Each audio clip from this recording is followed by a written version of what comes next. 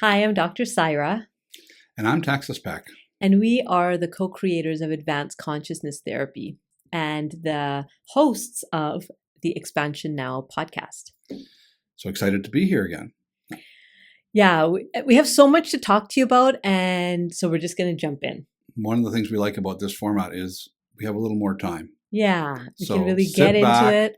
Relax, have a Mhm. listen. Maybe something in this video will speak to you. That's our hope. hmm So And you might be watching the video on YouTube, on our YouTube channel, Expansion Now, or you might be listening to the audio version on one of our platforms. So whatever it is, welcome. welcome. And let's dive in here. So we have a really nice new resource that we Yes. want to introduce you It's to. called The How by my good friend Monique Peck, who's also Texas's wife, and it was just recently hit Amazon, so you can get your copy there. I wanted to read you a little excerpt here from page 217, and the subtitle or the area. What is it called? Area title? I'm I not don't sure. know. There's some technical word for. You're the ones with all the tabs. So if you can't see, this book looks like some kind of a, I have lots of tabs. I've marked lots of spots because there's just so much good stuff in here. So here it is. Cultural transformation through individual change, the ripple of expansion. Healing is never just personal. The work you do within yourself doesn't end with you. It moves outward, quietly influencing the spaces you inhabit and the people you touch. We often underestimate this ripple effect.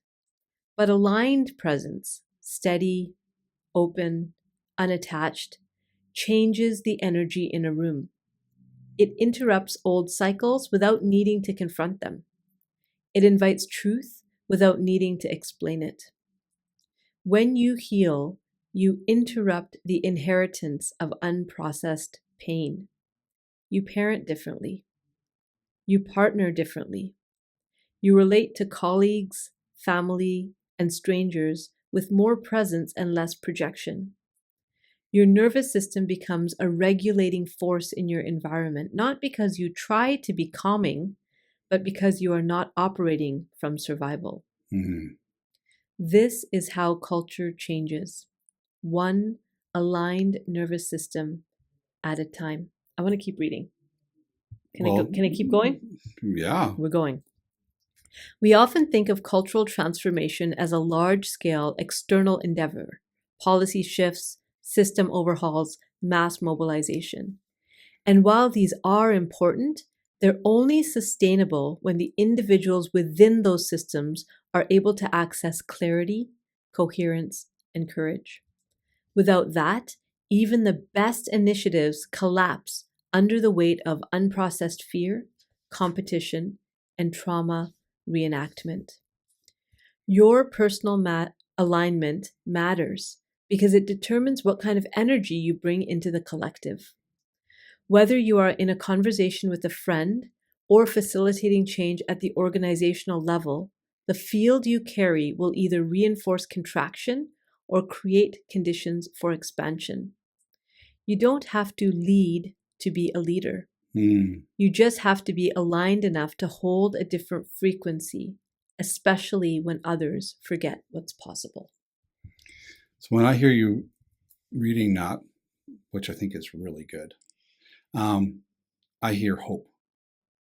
I think one of the things that when we look into the big world, it can feel really overwhelming. I don't know about anybody else, but if you spend a lot of time in that field, or even a little bit of time on your own social media, all of a sudden it can feel like I don't make a difference.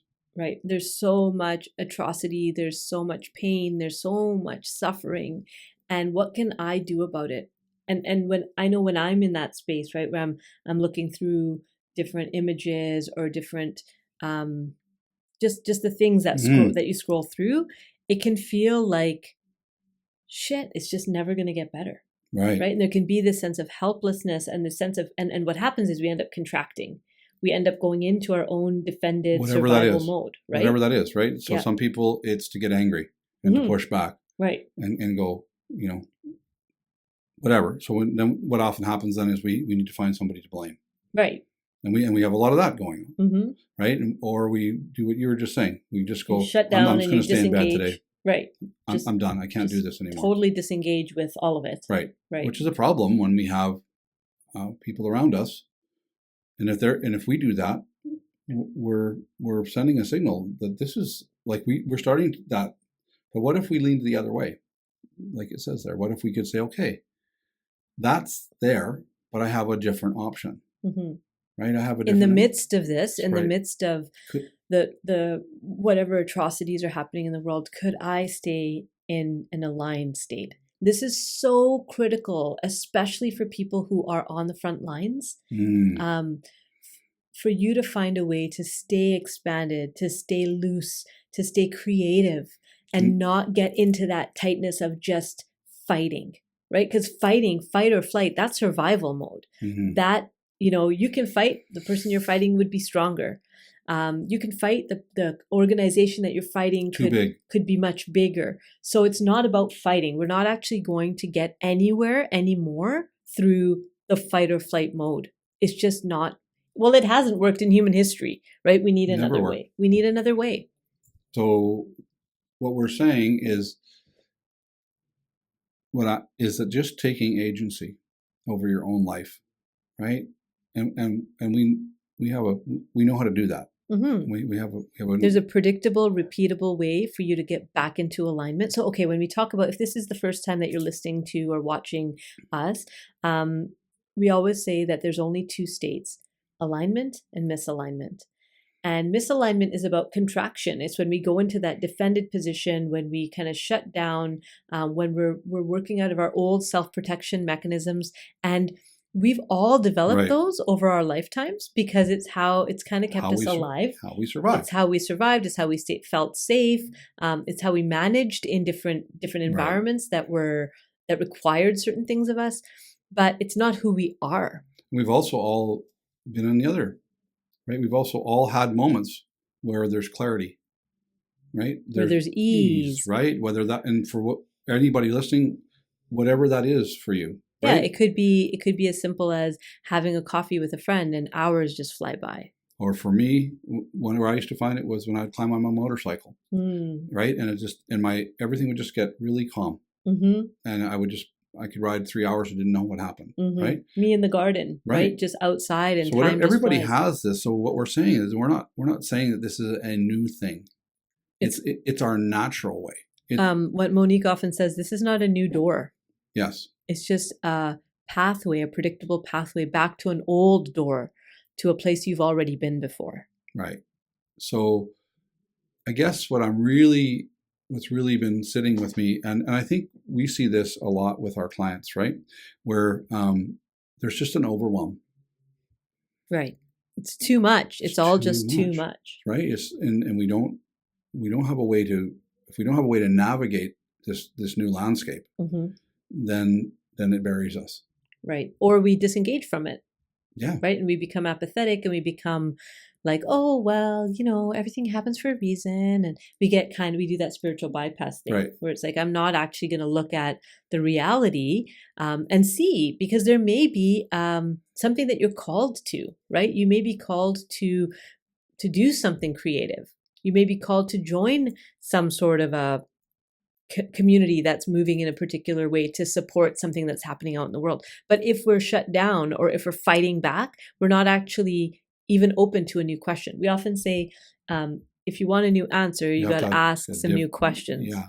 So I was thinking, as you're saying that, I know that you and Monique are going to get together today and you're going to do some neurographic art. Yes. Okay. So for those of you who don't, it's not, I don't really understand it, but I know that it's a gateway to get the mind to move in a different direction. Right. You're also creating something beautiful. Right. So those are the opposite to contraction. So maybe you're called to paint or write a book or a poem. Or a poem. Not for anybody else, but just for you. And this busy doing oriented world where somebody said, what did you do this afternoon? And if your answer was, well, I painted this picture that I really like, it's not often very validated. Right? Or I took a walk.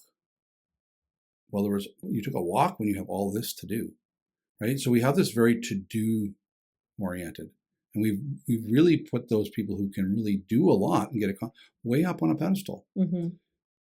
And they're tired. But in my session work, that's who you see. That's who I'm seeing. They're going, I'm so tired of doing. Exhausted. Yeah. Yeah. So it's like, so that doesn't work either. Right. So what we're saying is, let's have a look at who we really are. Let's have a look at what, and validate that and say, you know what? Maybe I need to look at this in a fresh new way. Mm-hmm. Because what I've been doing for, in my case, I'm 60. Mm-hmm. If I don't change something, nothing. You said your age, Texas. I don't care. I'm happy to be 60. Finally. There's this one episode I was listening to and you were just not going to say your age. Now you said it. It's out in the world. Everybody knows. Only halfway to 120. Exactly. I'm young for a tree. Yeah.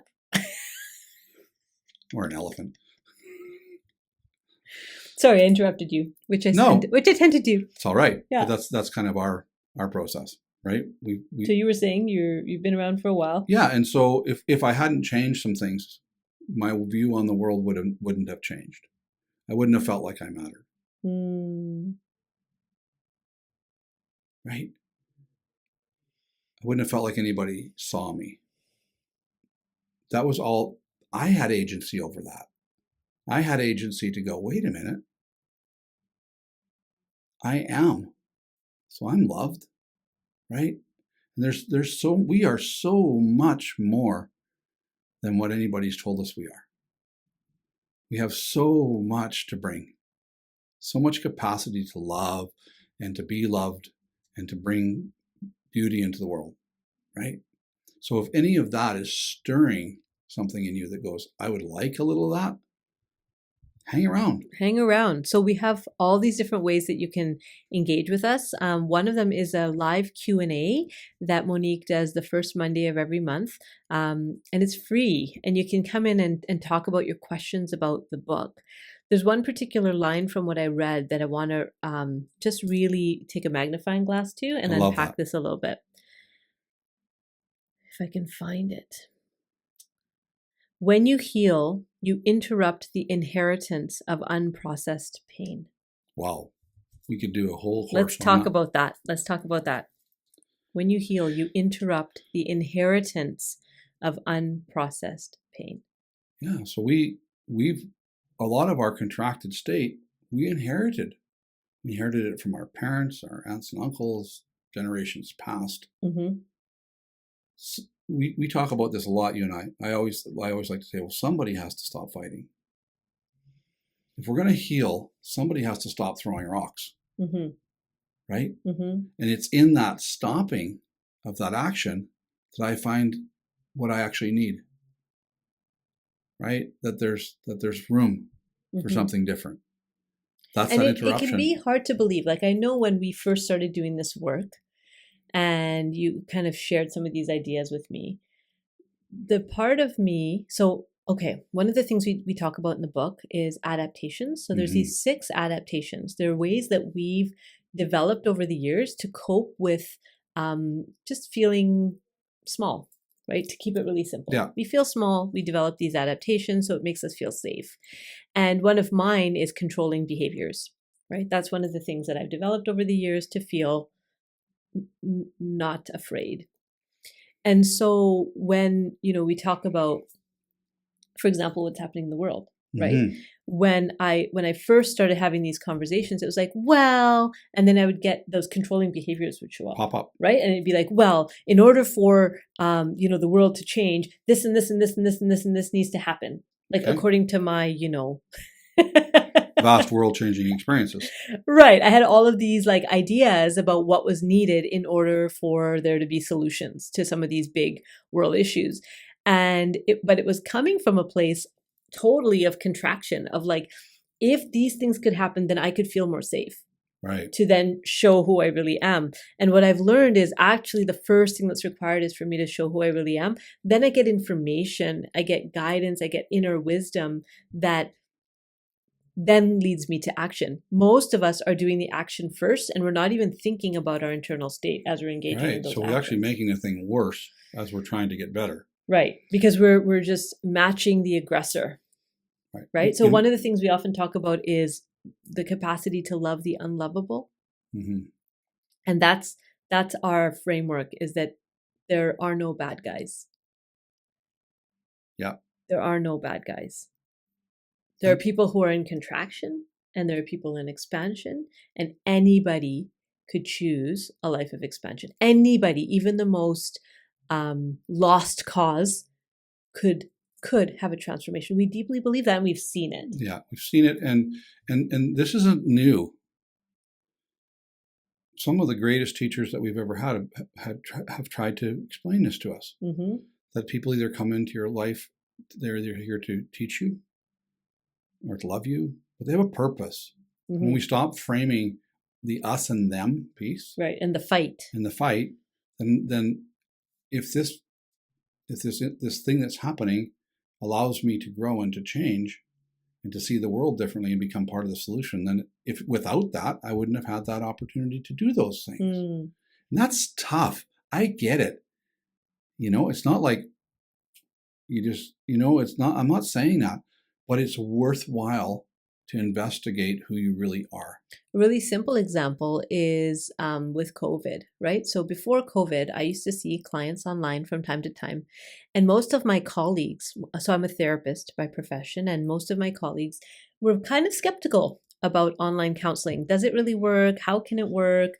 Part of the therapy is the environment that you create in your space. So how, is that really going to work? And I had some pushback from colleagues when I was doing online counseling. And then COVID hit, and suddenly that's all we could do for a period of time, right?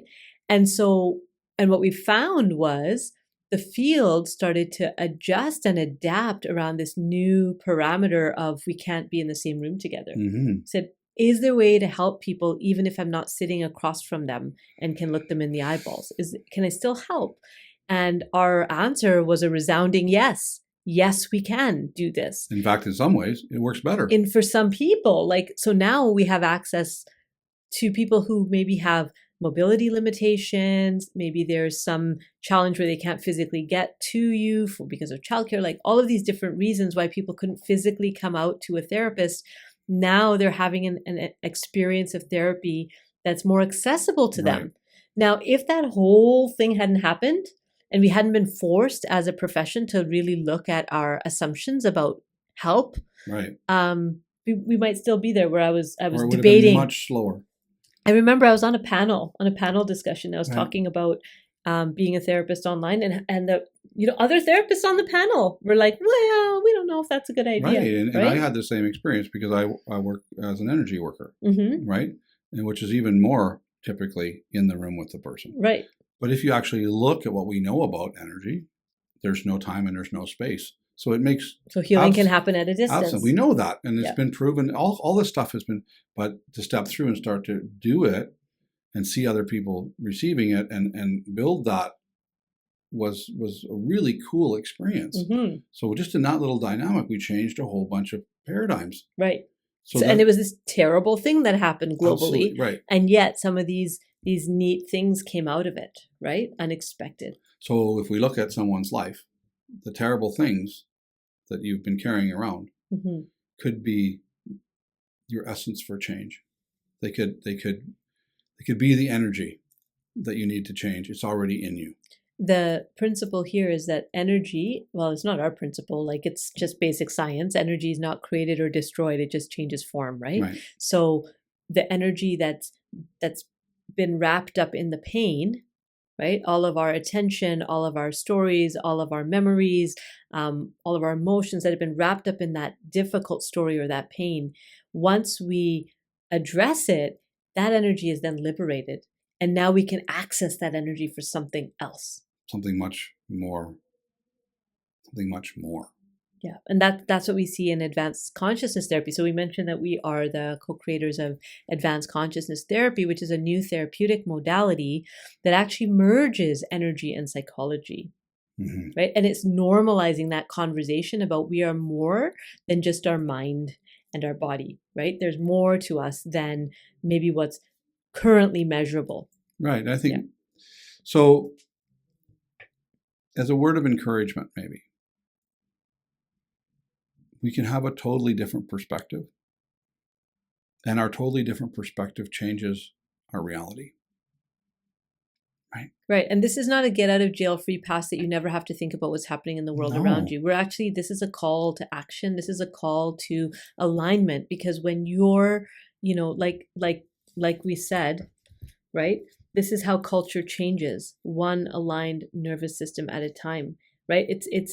While these are important, they're only sustainable when the individuals within those systems are able to access clarity, coherence, and courage. Clarity, coherence, and courage do not come when we're in a contracted state. They just simply can't. They don't exist there. So if that sparks something in you, maybe you're going, I don't know, that's okay. Hang around, stick with the podcasts, keep coming back. Send us your questions. Yeah, send us your questions.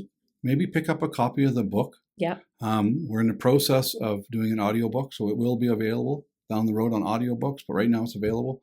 And then we have the live Q&A. Yeah. So join us, stay connected, and we'll see you next time. Thank you.